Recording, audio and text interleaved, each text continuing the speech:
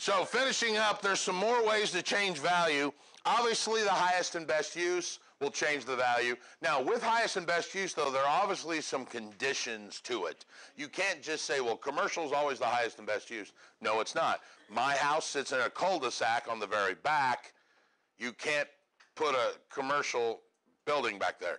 One, nobody ever go to it and see it. Two, there's zoning issues. So it's not always the highest and best use is always not commercial. You obviously have to make some requirements for zoning and physical size and setbacks and all kinds of things like that.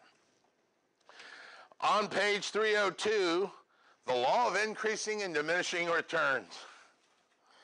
I've got two favorite stories in this book. This is story favorite number 2, which quickly is gaining number 1. I listed a house over on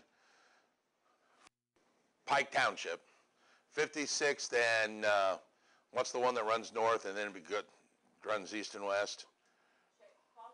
No, it doesn't matter at this point in the story.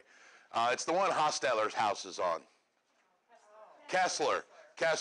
They were up at 56th and Kessler in Pike Township, 2 ladies living in a house. In their front yard, they had 72 lawn ornaments. 72 lawn ornaments. They had everything. They had the little gazing ball. They had the lady bending over where you see her bloomers, the mushrooms, all of it, okay? I'll tell you exactly why. Because she told me we love it. She actually bragged that we don't even mow the front lawn. We can weed whack between everything and be done. All right? So we put the property up for sale. Guy calls me and says, Raymond, we're going to show your house. I said, okay. And my old go-to statement was, my fax machine is on, ready to take your offer. He said, okay, no problem. I call him the next day. I'm like, hey, went and saw the house, making an offer. He's like, well, to be honest with you, we pulled in the driveway, saw the front yard, guessed what the house looked like, and never went in. I'm like, oh, crap, okay. So I go over and I knock on the door. I'm like, hey, Mary, these cannot be in the yard. There's too much. And she's like, but we like them. I said, I understand that. It's too much. She's like, okay. Next weekend, guy calls me and says, Raymond, I'm going to show your house. I said, okay. Calls me 10 minutes later. Raymond, have you been inside your listing? Now, you know it's trouble when another agent asks you if you've been inside your own listing. So I go over there and knock on the door. I'm like, Mary, can I come in? She's like, yeah, come on in. Inside the house, 72 lawn ornaments inside the house. I saw that house. Yes. You know. She had the gazing ball as the centerpiece on their kitchen table. I mean, it cleared the light like about that much. The little mushrooms in front of the fireplace, all of it. I'm like, Mary. She goes, well, you told us we had to take it out of the yard. Well, you got me on that one, didn't you? We can't have this. It's too much. I actually went with them to Target and got some of those big bins. I said, come on, we got to go. We went and bought 5 or 6 of those, packed them in, wrote them on the side, stacked them in the garage. We got an offer about 3 weeks later. All right? At some point, too much is too much. All right? It's the law of diminishing returns. I showed a house with a buyer once. In this house, this lady had probably 300 Hummels. You guys know the Hummel? The little figurines that are about this tall? They were on the fireplace, on picture ledges, in the windowsills, in her bedroom, on the counter, all of them. And the only thing I could remember was the old Tim Allen routine where, how do you clean that? You duct tape everything down and bring the weed blower and just blow the dust off. Because, I mean, it would have taken her 2 days to dust that. Sometimes too much is too much. That's called the law of increasing and diminishing return. Plottage or assemblage. You guys know what subdivision is? Subdivision is when you go buy a 100-acre and you divide it into 100 one-acre lots, and when you sell those one-acre lots, you make more money than you paid for the 100 acres, right? This is just the opposite of that.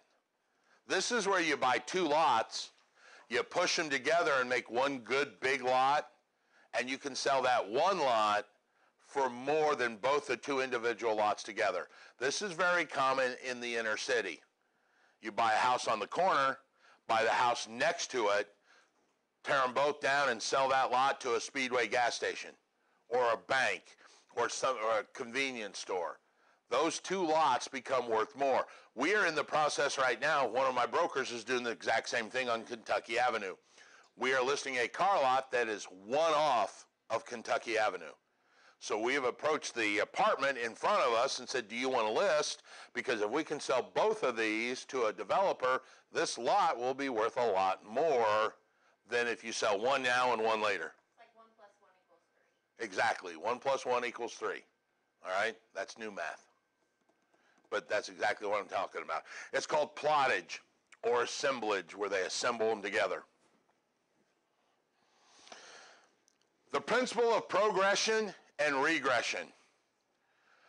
Regression is where a big house sits amongst smaller houses, so the value has been pulled down more than it would be if it was sitting in houses of similar size. One of my houses that I lived in was a victim of regression. All right? I lived in Davis's big home, 4-bedroom, 3-bath, 3,100 square feet. Every other house was a single story around me. But I bought it because it was in the same neighborhood as my children. They ride the same bus, had the same friends. It was a very good reason to buy it. I paid less than it probably would have been worth. The running story is, here's the shoe that drops on this. If it would have been across the street in the other houses that were the same size, probably would have been demolished in that house explosion, because this was across the street from Richmond Hills with the house that blew up. Just went in and saw it the other day, showed my father-in-law. We lived in Sherman Commons, and I had the house in there. When that house blew up in Richmond Hill, it bowed our garage door in so bad that when it popped back out, it opened the refrigerators in the garage. And we're probably 13 houses straight through from where it blew up. That's how big that was. I grabbed Sean by the back of the pants and went running out. I thought an airplane hit. My first thought was an airplane wreck, a big jet. We opened the door and there was like nothing. I'm like, what the heck? And then all of a sudden you could start seeing the fire. Yeah, Sean was on the floor, Connor was in the other room, and the TV rocked. It went whoosh, and the TV rocked.